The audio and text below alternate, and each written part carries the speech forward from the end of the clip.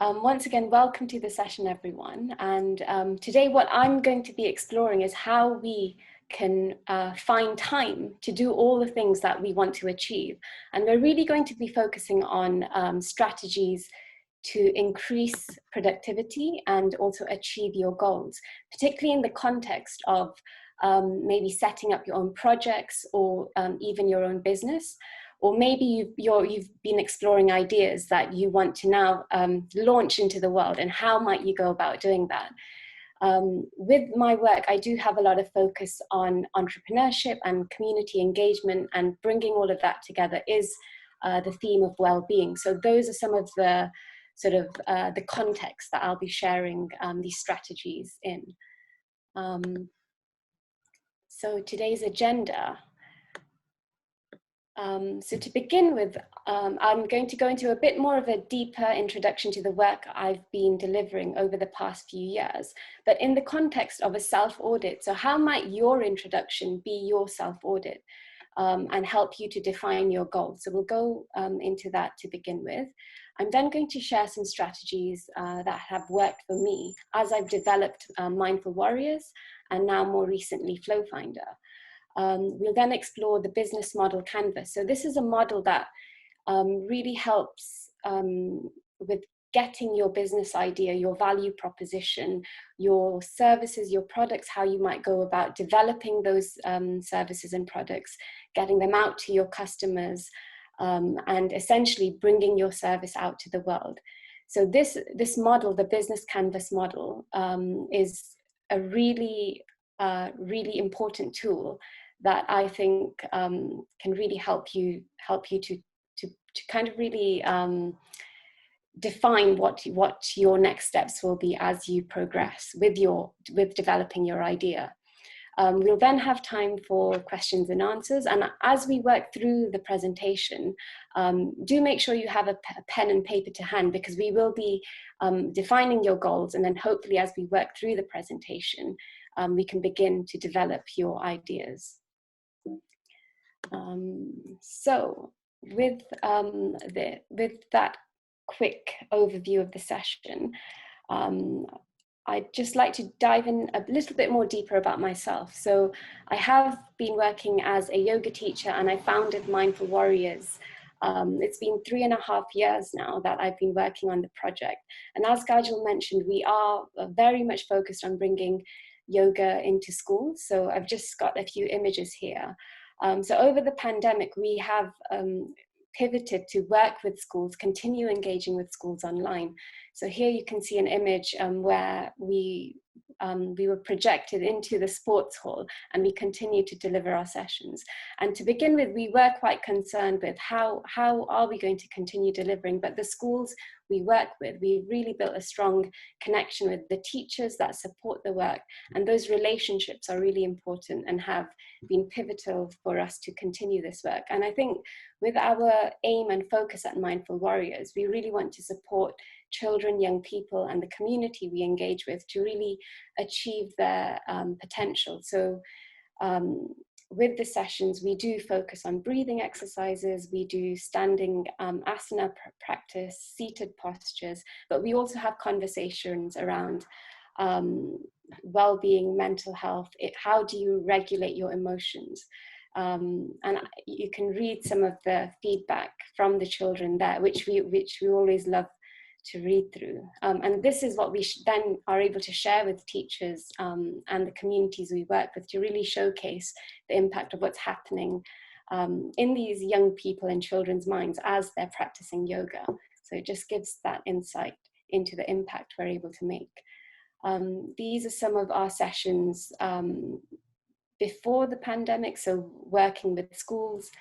We've done a lot of outdoor projects over the summer, and my colleague Jeff and his daughter Cora, we've created a digital classroom, recording yoga video lessons to share on our website. So schools were able to then use these video lessons as part of their home learning timetable. We've also, as Kajal mentioned, been delivering seated online yoga classes in the community. So this is one of those screenshots that Kajal mentioned, where this is a project with the Belgrave Ladies Wellness Group. And we started working with them in person when the pandemic started. Bharti, who works with Leicester Aging Together and supports the group, she did a brilliant job in encouraging and helping the women that are part of the project to come online and access Zoom. So there was that sort of digital education, but also this provided the opportunity for the women to remain connected. Many of them are neighbors, so they're just living a street or so away from one another. And this was a chance for them to really connect and continue practicing yoga and focusing on their wellness. So that's the work I've been doing around Mindful Warriors over the past 3.5 years. And through those experiences and sort of building the project, working with members in the community, connecting with the council, I really understood how you can take an idea which is inside your head and really bring it out to make an impact to the communities you want to engage with. And so following that, I started Flow Finder, which is a consultancy service where I can work with people to support them bring their ideas to life and navigate that journey. So that's what I do outside of my day job. My day job, I actually work in higher education, and I recently started a new role as international officer in the student recruitment team at London Metropolitan University. So it's just been 2 weeks in the new role, but I have worked in higher education over the past 4 years. I'm very much interested in art and design, and I followed Kajal's work as part of Light Seekers and her photography and art and design work. So that's another connection that we share. But that's an important part of my life, alongside spending time with friends and families, of course, practicing yoga when I can, and then reading. Another important part that I feel is really important, where you can kind of find inspiration and ideas, is travel. And of course, over the past year, we haven't been able to travel. But as part of my degree, I studied French and history. I was based in France for 2 years. And then after I graduated, I lived in India for 3.5 years. So on and off, coming back to the UK and working in India in the outdoor education space. Now, with this introduction, what I'm also kind of doing is a self-audit. So I'm sharing what my current focus is. I'm sharing what's important to me. I'm identifying where my time and attention is split between. So what is taking up my time? And out of all of these things I do, what is my priority?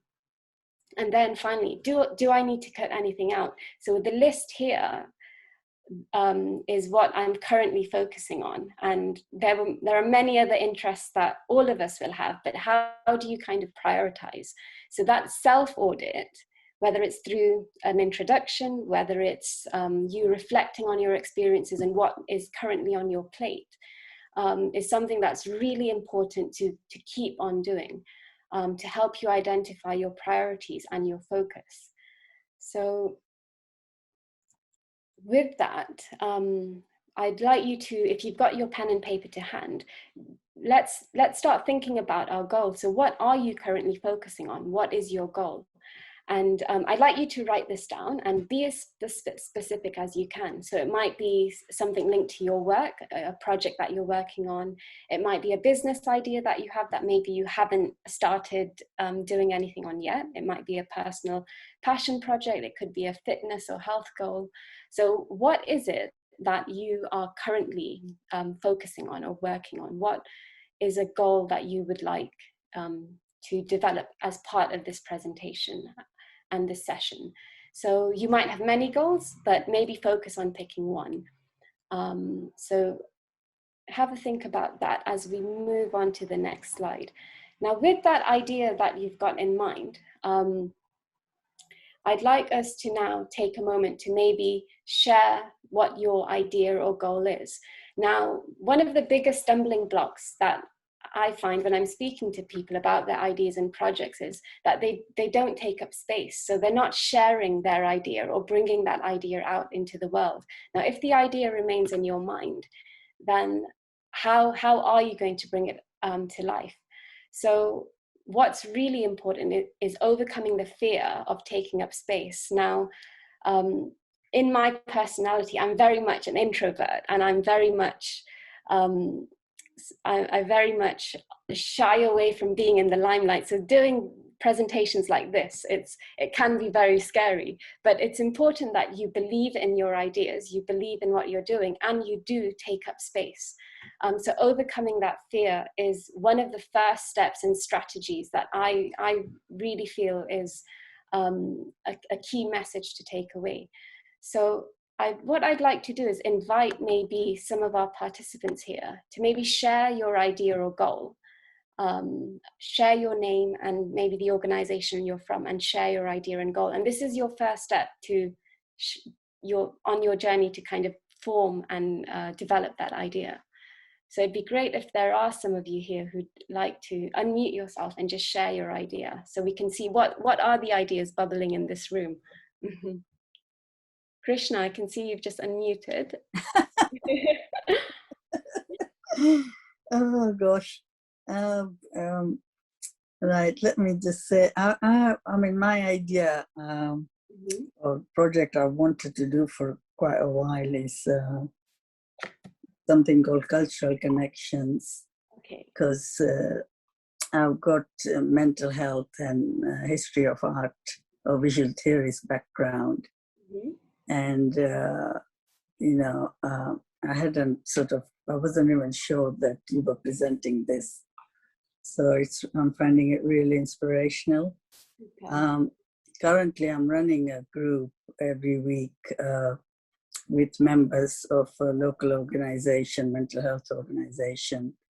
And I run a Zoom group, just like a contact group for 1 hour every week. And that's all we have. But the ladies are asking me, and it's predominantly Asian ladies.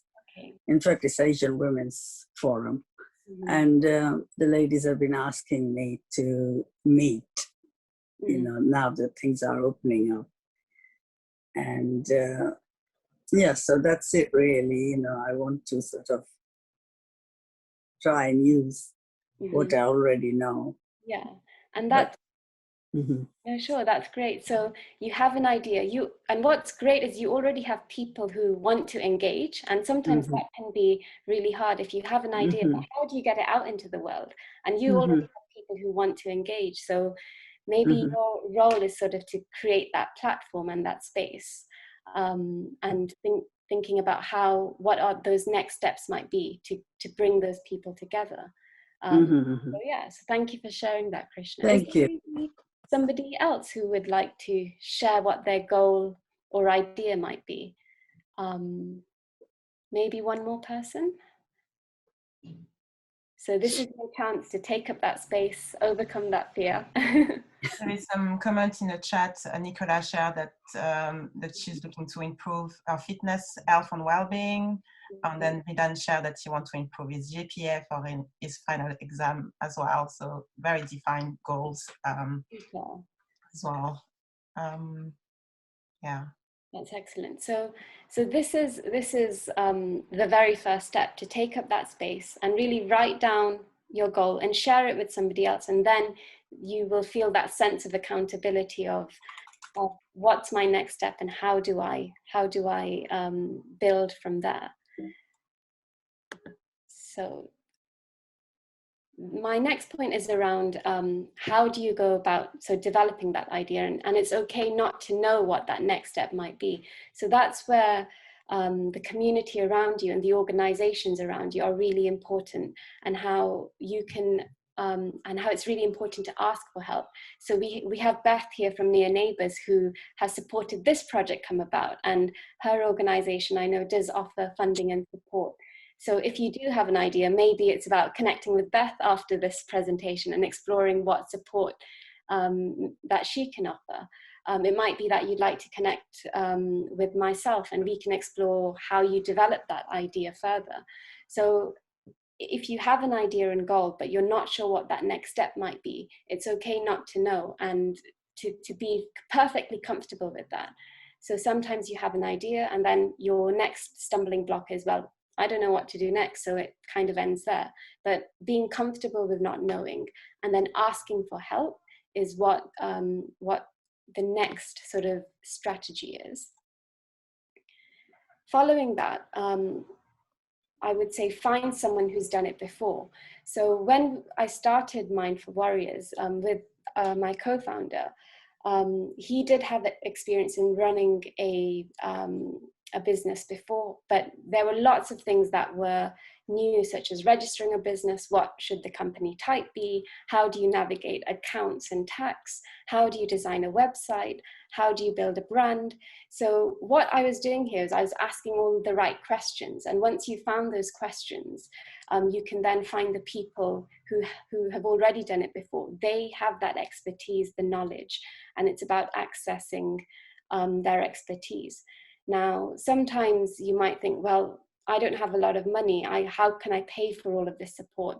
There are organizations in Leicester, such as VAL, so I think that's Voluntary Action Leicester, who can support you with these types of queries when you're starting up a business or a project. So these are very practical elements that you need to have in place maybe before you can engage with community and deliver a service. So insurance is another thing that's really important. So finding someone who's done it before, through your network, through the Light Seekers network, through these sessions that people you might have connected with, reach out to them, ask for their email address, maybe find them on social media or LinkedIn, and you can connect with them to help you continue developing your project. Next is to build it brick by brick. So something that again holds people back is that you're not seeing success quickly, and that is an oversight, because often a journey, it takes maybe 3 to 4 years before you really do see progression, movement, development with what you're working on. So with Mindful Warriors, in our first year, we maybe worked with 1 or 2 schools and maybe one community organization. And we're now in year 3, and we work in Leicester as well as Brighton, working with at least 10 schools in each city. And we've developed a number of community projects using the links that I had in India when I was working there. We also raised funding to work with the organization to deliver yoga sessions in India. So all of this progress, it does take time. So give yourself that time to build those strong foundations, which you can then develop your work on. So as a kind of overview, year 1 is really about getting those practical elements in place and then building your brand awareness. So so once that's sort of the foundation, once that foundation has been laid, you can then in year 2 focus on continuing to build those partnerships, maybe looking at funding opportunities, and really focus on getting your service, your product, your projects out there. And then in year 3 is when you will really see that return of investment. So people will begin to sort of approach you to support them with their projects, because you have now built that area of expertise in what you, in your subject area. So a success is never an overnight success. You might see on the news suddenly a company has like really suddenly become a household name, but it's a 10-year journey, maybe even more, before they really become that massive brand name. And it might not even be about becoming a massive brand name. It might just be about the impact that you want to create. So defining what success means to you is really important as well. Once again, your mindset matters. So you might already be familiar with Carol Dweck's the growth mindset. And when talking about mindset with Carol Dweck, she talks about the fixed mindset and then the growth mindset. So in the fixed mindset, you are very, it can be perceived that you're very negative with how you can develop and grow. Whereas with the growth mindset, you don't see failure as negative. It's a learning experience, and using those failures, using your learning and the experiences, the people that you've engaged with, how can all of those help you to reach that next stage and that next step. So that's thinking about working with a growth mindset and seeing challenges as opportunities. So the pandemic, over the past year, we've seen it's really disrupted so many areas of life that we take for granted. Many of us are now working from home. At Mindful Warriors, we kind of thought, how are we going to be able to deliver our work when we can't go into schools and meet the teachers and young people we're working with? So there's always an approach that you can take, a strategy to develop to help you achieve your goals that your project or business is working on. So what is that mindset that you're working with? It's really important.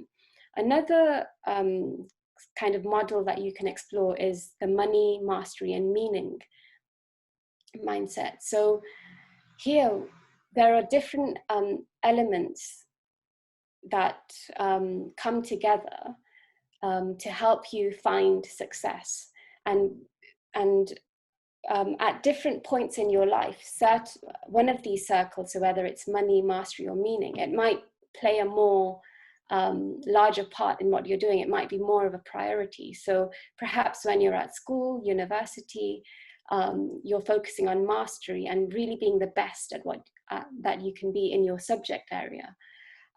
As you begin your work and your job, you may be looking at meaning and money. So you're earning your living, but you're also looking at, does my work offer me purpose? So at different stages in your life, one of these areas, money, mastery, and meaning, might be more of a priority. But how do you bring all of these together to get to that center point of bullseye, where you are kind of working with a flow and you're able to sort of sustain yourself financially, but you're working with purpose and you're building and continuing to build that mastery in the area that you're working on.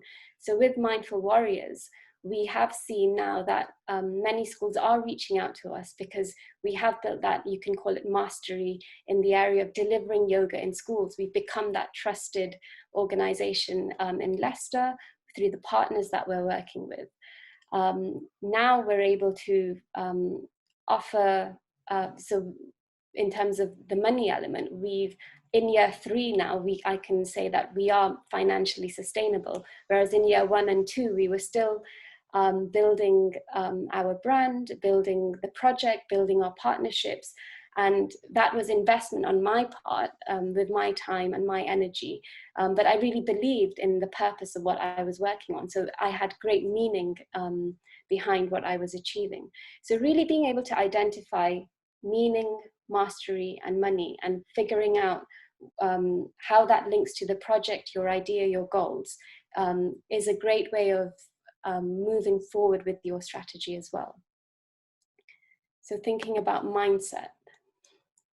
And then as you're beginning to work on your goals, and suddenly your task list will become humongous. There's so many things you can be doing to achieve those goals and outcomes. But what is your priority? What is your focus? So here is the 80-20 rule, which is the Pareto principle. So what this principle suggests is that 80% of all your results actually come from 20% of your inputs or actions. So out of that humongous task list, what is that 20% that will actually help you achieve your goal, your focus? So in Mindful Warriors, as part of our social enterprise, my 20% focus, where I spend most of my time, is working on building partnerships, focusing on the team, so the teachers that work for us, looking at funding and income generation, so being financially sustainable to support our partners, to support the teachers working for us, is really important. So I'm always looking at opportunities to apply for grants and funding, to look at partnerships where an organization may want to fund our work in schools. And then finally, what's really important and is often sort of forgotten about sometimes, is documentation and reporting. So in a small business, you are focused on delivering your projects, delivering those yoga sessions, but how are you documenting and showcasing impact? And this is what is really key, particularly in a small business. If you are looking at grants and funding applications, how can you show success? So documenting, reporting on your projects is key for me to showcase our partnerships and hopefully secure further funding to continue to grow the work we're doing.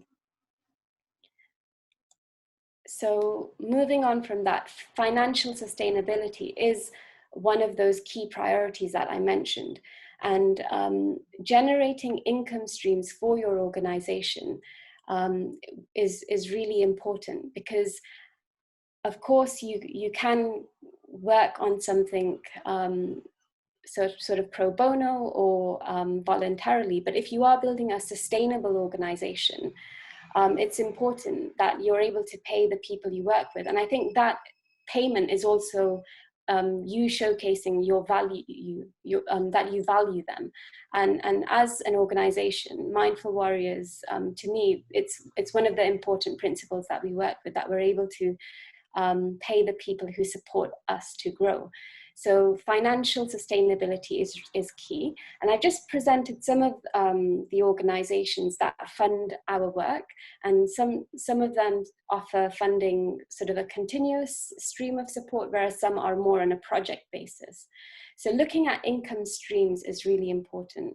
And how you do this is by building your network, looking at organic growth through word of mouth. So many of our schools, the work we do in schools is supported by the Leicester City Council. So the schools are not paying for the service, but the council is supporting us to take that service into schools. But we need to have schools on board to deliver that service to them. So many schools who we've worked with offer us testimonials, share our work with other schools, so we're able to expand that network of schools we work with and increase the demand, which we can then take to the council through the reporting and documentation that we create to say there is a real need. Other areas that you can look at are working on bids, on project contracts, and often you might be thinking, well, how do I know when these bids are happening? How can I find out about these contracts? So the council is a good place to start. Voluntary Action Leicester offer lots of funding opportunities. So there are email lists, newsletter lists that you can subscribe to, which will share funding opportunities for funding. So for example, Krishna, you mentioned that you wanted to set up a project for the women's group that you're working with. To begin with, starting small, you might look at ward funding from the council, and that's an opportunity. Often, so our first ever application that we did was to De Montfort University, and as part of their Square Mile project, and we weren't successful. But what we had developed was our plan of action, the partners we were going to be working with, what our delivery timeline was going to be.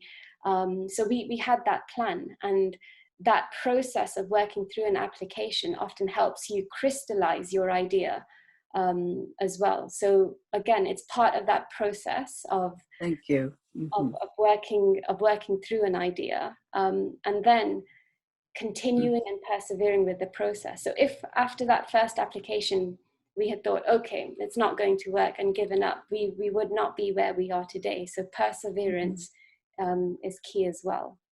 Okay, I'll remember that. Thank you. So all of those ideas and strategies, in a way, are very much focused on mindset, how you develop an idea. So what I'm going to speak about now is the business model canvas. So I'm just going to share a short video, but what it takes you through is how on one page you can really bring all your ideas of developing your business or project together. Yeah, okay. An organization's business model can be described with 9 basic building blocks: your customer segments, your value proposition for each segment, the channels to reach customers, customer relationships you establish, the revenue streams you generate, the key resources and key activities you require to create value, the key partners, and the cost structure of the business model. But it's not sufficient to just enumerate the 9 building blocks. What you really want to do is to map them out on a pre-structured canvas. This is what we call the business model canvas, a tool that helps you map, discuss, design, and invent new business models. Let's briefly go through the 9 building blocks, starting with the customer segments. These are all the people or organizations for which you're creating value. This includes simple users and paying customers. For each segment, you have a specific value proposition. These are the bundles of products and services that create value for your customers. Channels describe through which touchpoints you're interacting with customers and delivering value.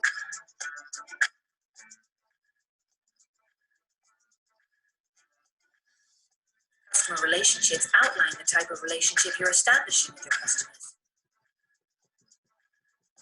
Revenue streams make clear how and through which pricing mechanisms your business model is capturing value.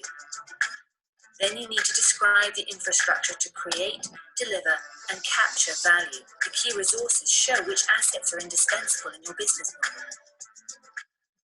Activities show which things you really need to be able to perform well.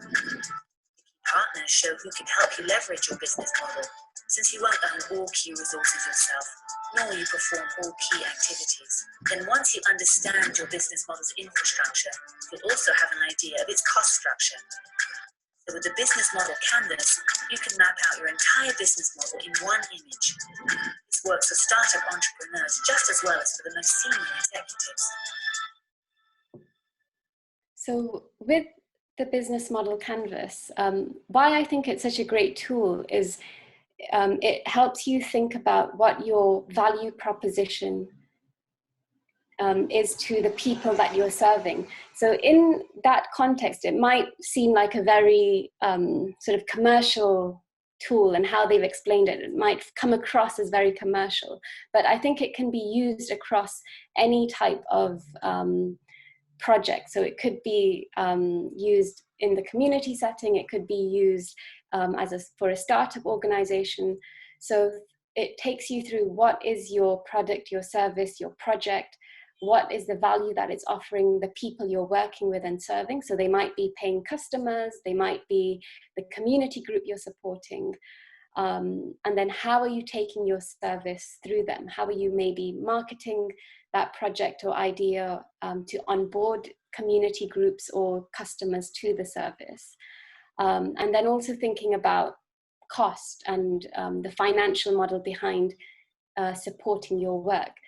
So all of these things, when you start thinking about them, can feel very overwhelming. And what this tool does is helps you to bring it all onto one piece of paper. And of course, once you've got those key points down, you can then go on to develop each segment further. So what I will do after the presentation is share this document with Light Seekers, with Gajal, and we can get that shared to all the participants in the group. But it's a great tool to help you think about your project from that bigger picture perspective. So that's just an image of the business model canvas.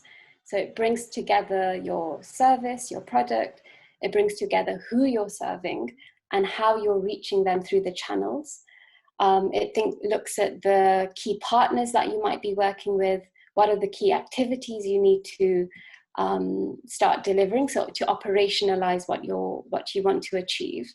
And then at the bottom there, your cost structure and your revenue streams to make sure you are financially sustainable.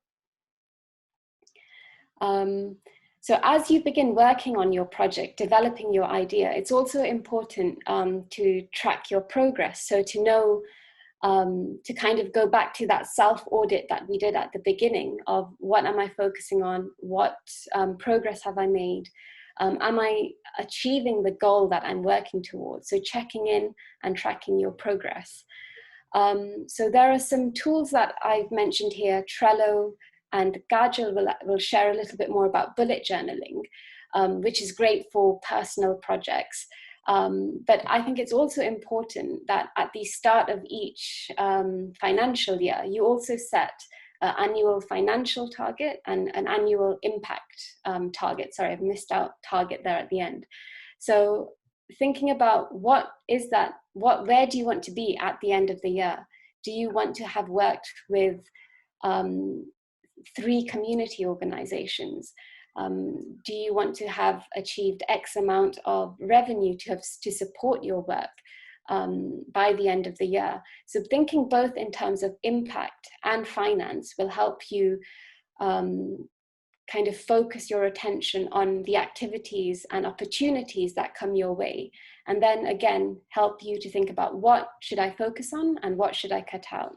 So just to show you how I kind of track progress and manage my work at Mindful Warriors, I use a platform called Trello, and I'm just going to share my screen once again. So this is Trello, and it's essentially like a lists board, but what I've got here is, so this is the confirmed delivery board. So this is everything that we're working on at Mindful Warriors. So as I mentioned, reports are really important. So all the reports that I've got to deliver are in this column here. Project delivery. So these are the larger projects that we're working on. And our digital classroom project was funded by the Prince's Trust. So we're developing a wellbeing curriculum, which can be used by schools as part of their home learning timetable or within the school curriculum itself. So I'm working with a lot of different people to help me build and design that digital classroom. In Leicester, these are all the projects that I'm working on. You can see the Flow Finder session here. So that's on my list of things to do. And then in Brighton, these are all the projects that we're working on. And then other cities that we are going to be exploring, I've just listed them there. So this is essentially everything about Mindful Warriors that's going on in my head, but I've put it down onto the Trello board. And when I click into one of these projects, I can see the breakdown of that project. So this helps me track everything that we're doing at Mindful Warriors. So this is the confirmed delivery board. What I can also show you is, so in terms of sales and funding. So this is where I kind of focus on our financial areas of development. So what are the projects, products and services? And something that so you can see our digital classroom is there. Something we'd love to do, and I would want to look at, is developing a shop. So we've got a lot of products in mind that we'd like to develop for the future. So that might be another income stream. Then we've got a lot of funds that I'm looking at applying to. And then how do we diversify income? So proposals to new councils. We've been very successful with working with the Leicester City Council, the Brighton and Hove City Council. So how can I now use that same model to approach other councils to develop our work? So that just gives you an insight into project management in a way, and how everything that's going on in my head, how I'm kind of tracking the progress we've made. So I'm just going to go back to our presentation, or actually, Gajal, I can hand over to you now to kind of explore bullet journaling. So with the Trello board, that is very much for larger projects, but I think bullet journaling really helps you focus on those personal goals. So I'm just going to hand over to Gajal. Hi, everyone. If I can just get sharing permissions as well, please, Marie.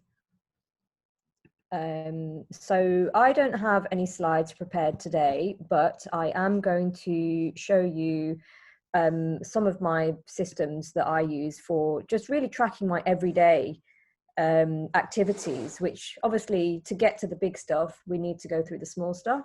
And, you know, given that a lot of our focus during the Ways to Wellbeing program so far has been about mental health and physical health, all of those things, often I think we have to be at a stage where we are mentally and physically prepared to start working on the bigger goals. So this is something that's really, really helped me. And I think, you know, for a lot of people, they arrive at bullet journaling or some sort of journaling or some sort of paper-based method before they can get onto the bigger stuff. I mean, that's really impressive, I think. Thank you for sharing your systems with us, Durgha, because I use a digital system as well.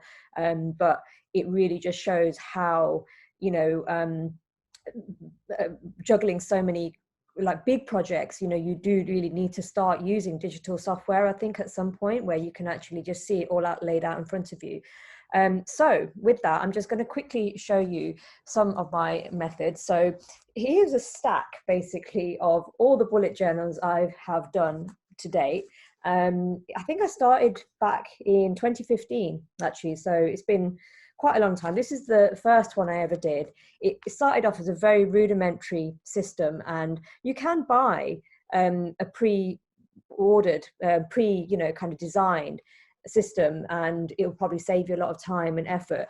But I think for me, it was really a case of trying to make it quite personal.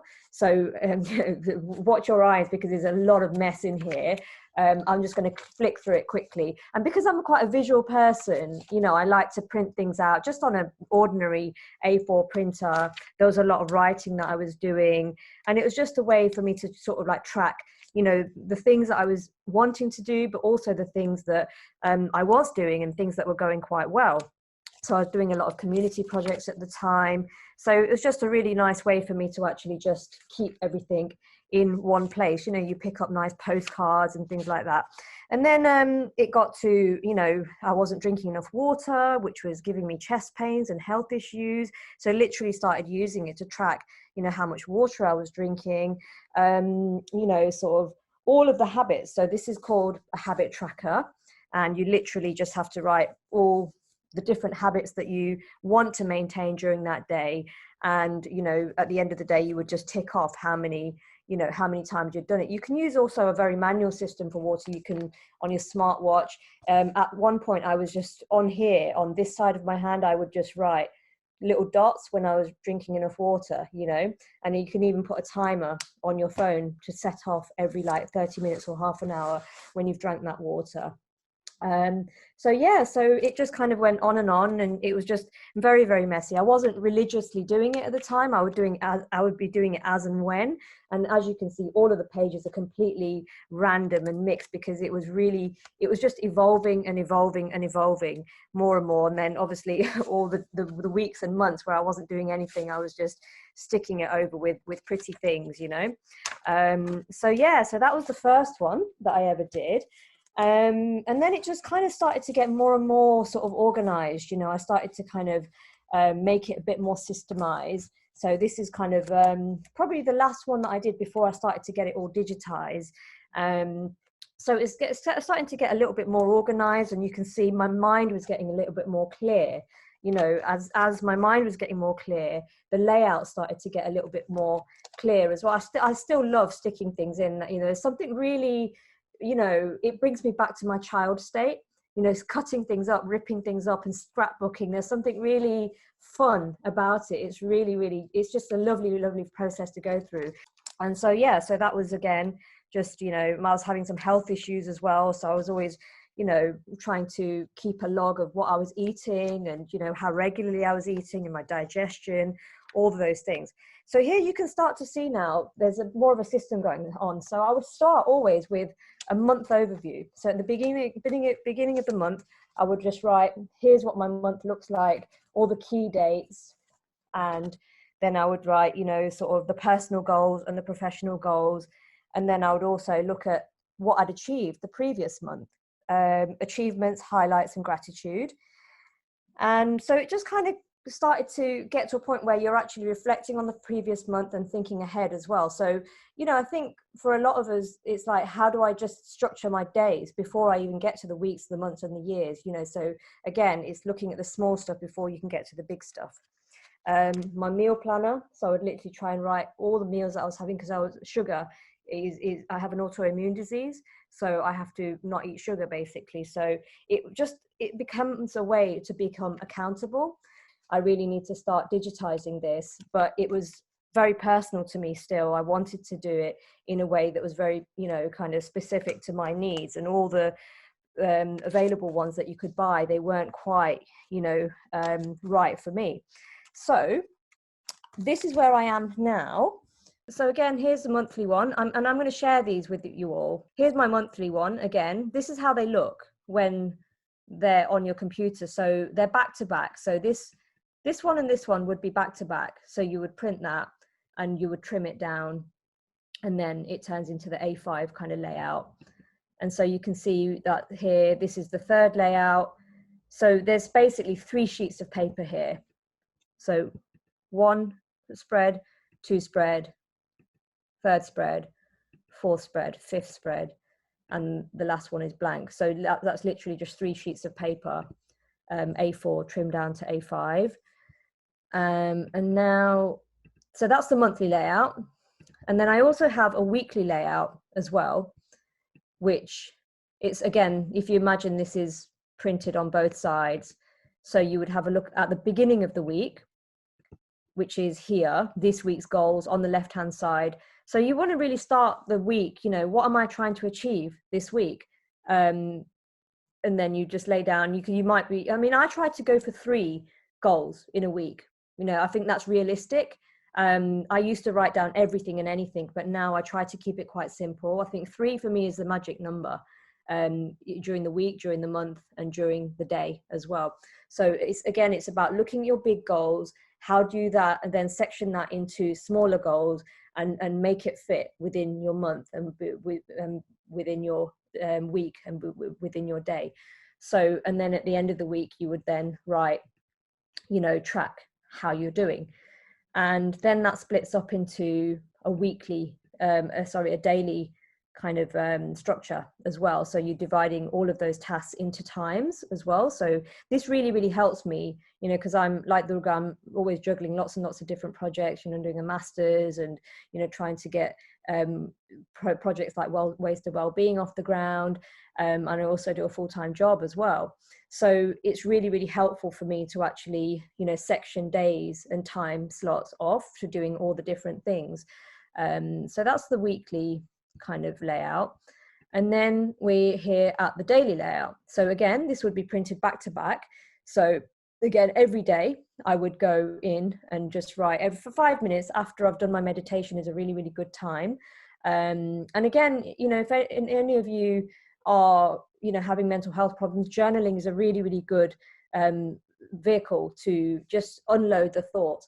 But I think journaling can be quite intimidating and it just feels a little bit alien for a lot of people. So this is a really good way to start. I've been doing this now, I think, pretty religiously since the beginning of the year.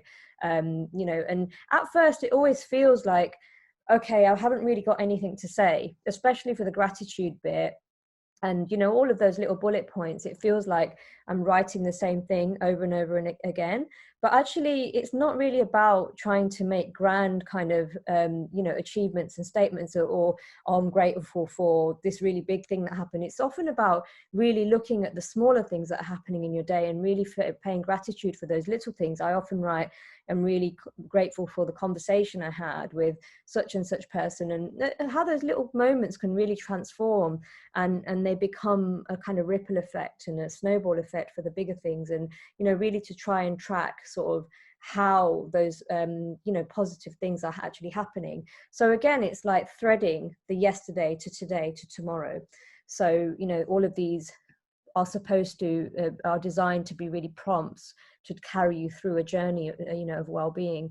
So you can see here, again, I like to just tick off, so the mind would be, obviously the journey, all of the things that are written on the previous, on the habit trackers, etc. So the mind is obviously my meditation. I like to do a little bit of reading. I might just read a 3-minute article in the morning. Have I done my physical yoga? Have I had breakfast? All of this stuff, and the journaling as well. So, all of these little things. And again, the power of three being the magic number. So I'd like to give myself at least 3 things to do in a day. So one big thing, which is the critical action, a second thing, which and a third thing, key action 1 and 2, maybe just reading something, whatever that may be for you, and then a stretch target. And I'm lucky if I get to the stretch target. And the main thing is not to give yourself a hard time if you don't do it. It's not the end of the world if you don't do it, but every day, if you are filling in this, this system, then it helps you to kind of just remind yourself that this is where I'm supposed to be. This is what I'm trying to do. This is what I'm trying to do. So again, this system, you can adapt and modify it as much as you want. You might just decide, I want to do 1 critical action a day. So whatever it is. And then the intention is it may be something like, just be present, be calm, be still, listen more. There are a few questions in the chat about like, when do you do that? Do you do it every evening or in the morning? And then where do you keep your journal? Do you fill it during the day or before you're going to sleep, for example? Can they be edited electronically as well, rather than printed out?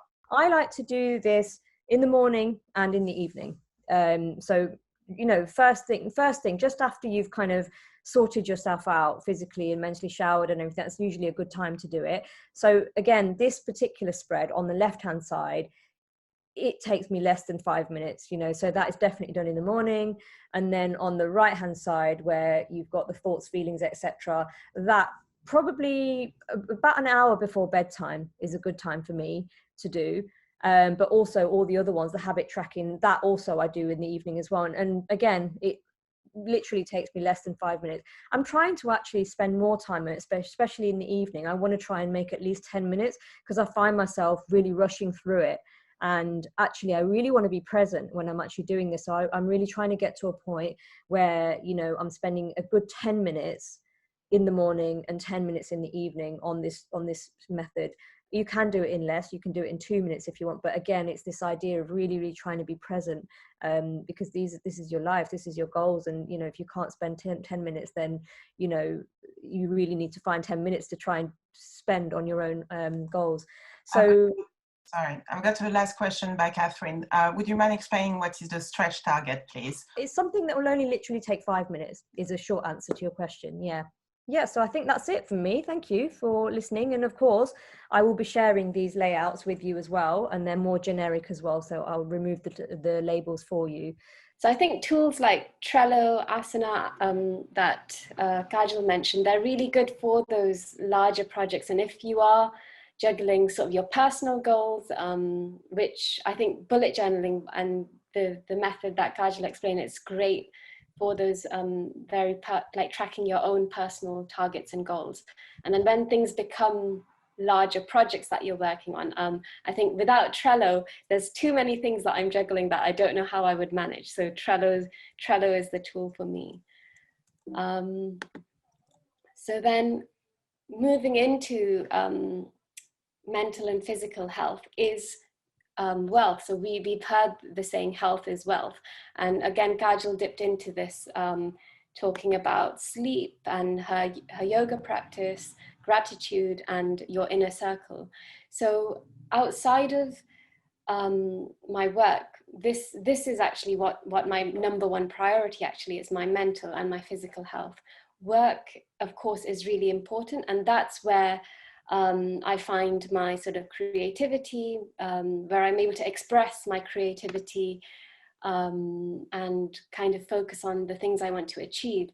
But this is key to everything and really important in terms of what we're discussing in these sessions with Ways to Wellbeing. So how are you prioritizing your mental and physical well-being and thinking about that as your true wealth?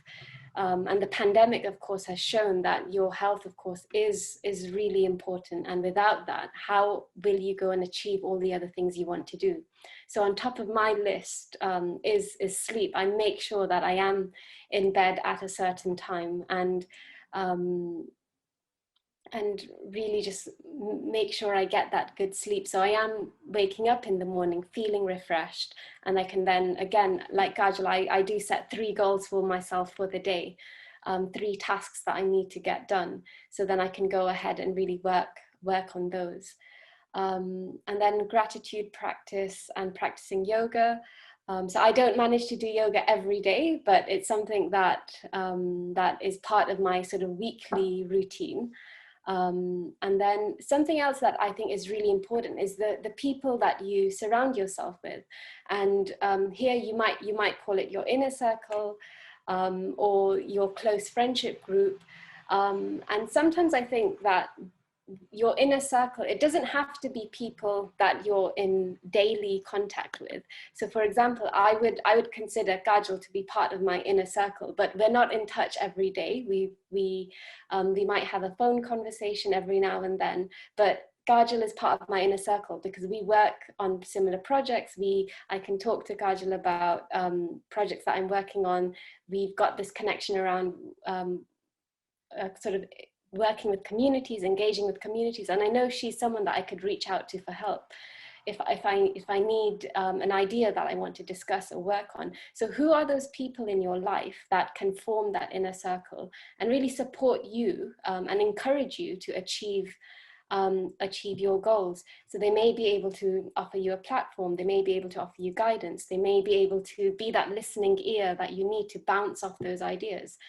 So who are those people in your life, and identify them and reach out to them when you feel you need to. So going back to asking for help.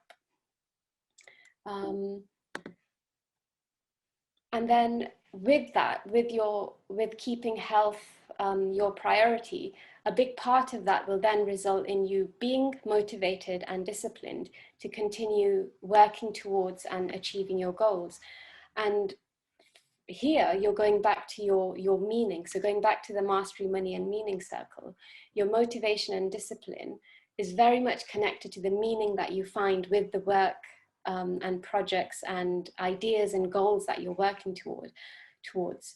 So my why is very much focused around improving my well-being and the well-being of the community and the children and young people I serve through Mindful Warriors.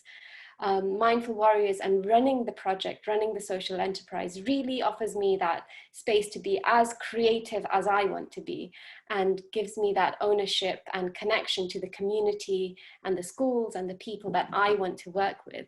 So in your day job or when you're working for another organization, perhaps you might have ideas which might not be taken on board, or which you can see the value, but maybe others might not be able to, and maybe it doesn't fit in with the remit of what the organization that you're working for is about. So having your own project and idea and really nurturing it and developing it and supporting it to grow is where I really find where I really find sort of connection with myself, and again allows me to express my creativity. And that's a very important part to my sense of well-being, I believe, because it helps me to really bring to life the ideas in my head into the world, and that kind of brings in that sense of achievement and achieving the goals that I set out to do.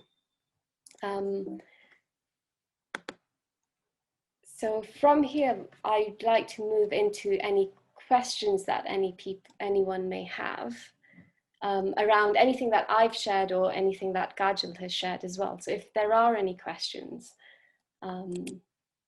please do let me know. And just before I move into that, actually, I've just shared my contact details here as well. So you can note those down. So my Instagram is just Durgha15. So that will connect you to Mindful Warriors and my project Flow Finder. And then if you would like to collaborate on a project, then I would be happy to support you, could sort of navigate that. I do teach online classes as well, so you could join for a class. But those are just my contact details there. So